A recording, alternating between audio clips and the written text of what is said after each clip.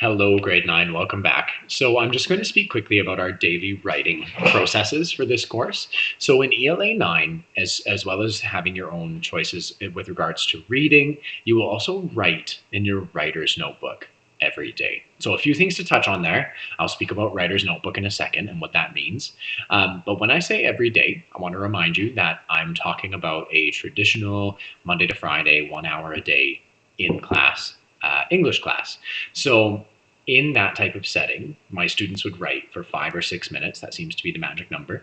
5 or 6 minutes every day, Monday, Tuesday, Wednesday, Thursday, and Friday in class. So 5 times per week. That does add up to about 25 minutes, 30 minutes per week. Okay, so that's going to be our goal. So again, when I say every day, I mean every day that you work on ELA. So if you're working on ELA twice a week, then maybe you're writing for two kind of 12, 13-minute sessions. If you're working on ELA 5 times a week, then you would do that 5 or 6 minutes each session. Your writer's notebook can be as simple as a section of loose leaf in your binder. However, you will need to kind of keep these all together because we will be taking in 1 or 2 per month or so as a completion and effort mark. Okay, so if we just stick loose leaf in our binder and use that as a writing notebook, they go missing and they end up in different places. So it's a better idea to at the bare minimum take some loose leaf out, put it in a duotang or staple it together and keep that as your writer's notebook, maybe even in a separate little binder all on its own. If you can, it's even better to have a real dedicated little notebook. Okay, you can get them. They're not super expensive. You can find little notebooks like this at the grocery store or at Walmart or whatever. See if anyone has one around home.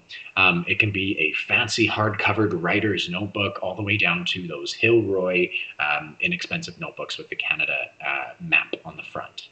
So do try to get yourself a writer's notebook or at the very least a dedicated writing place. I will provide a prompt, and what a prompt is it's just something to get you thinking.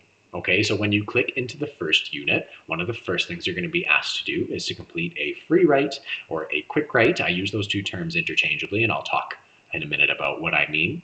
But you'll be asked to do your daily writing and then submit that first one to your instructor, okay? So through a text box right in as an assignment in Canvas. However, the rest of your free writes are going to just live in your notebook and they're going to be a place, oh, sorry, I forgot to mention, you're on the computer. You can use a Microsoft Word document, obviously, as your writer's notebook. But the point is those aren't all going to be looked at for marks, okay? This is your safe practice place. But once a month or so, you are going to be asked to submit one of these. So if you would like to start writing by using the prompt, you'll find a PDF document in that very first assignment on Canvas in Unit 1. So upcoming, in a few clicks, a few pages here, you're going to find your first PDF document of prompts. Those can be a sentence, a question, a poem, a picture, a video, or a sentence starter. You can choose to use the prompt of the day, or you can write whatever you want. Writers write what we know best, okay? So write, if you like hunting and it's fresh in your mind, write a story about hunting. If you've had an argument with a parent that morning, write about that if that's what you're feeling that day. Okay, you can work on an ongoing draft of a story or create a book of poetry. So those are all options for you with your choice. Sorry, I can't use another term. Your free write or your quick write. So the reason I'm using those two terms, okay, free write is obviously because I just told you you can write about whatever you like. You can use a prompt from the PDF document of prompts if you want, but you could write about one prompt every writing session for a week if it inspires you. You don't need to write about my prompts at all, ever. That is the free part. Now I keep calling it a quick write as well, and that's because the point is that you write quickly. You let those thoughts come uninterrupted out of your mind straight onto the page. You don't censor yourself. We're so used to stopping, thinking, and trying to find the right thing to say that we shut ourselves off, and that is why we call it a quick write as well. Okay, you write quickly, you set a timer, and you write regardless of how hard it is that day or how quickly it flows that day. You write for that set amount of time. Okay, and that's practicing building up our productivity. That's undoing years of waiting for the right thought to come, because if we wait, we'll wait forever.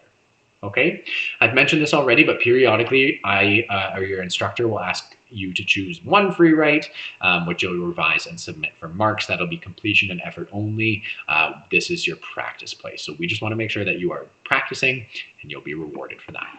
The goal is to write for at least 5 minutes per day if you're writing 5 times a week, or 25 minutes per week. Aim for that. Your writer's notebook is your safe place for writing practice. You take your practice shots in there. And again, same with the last page. Why should we write? There are 2 supplementary videos below this.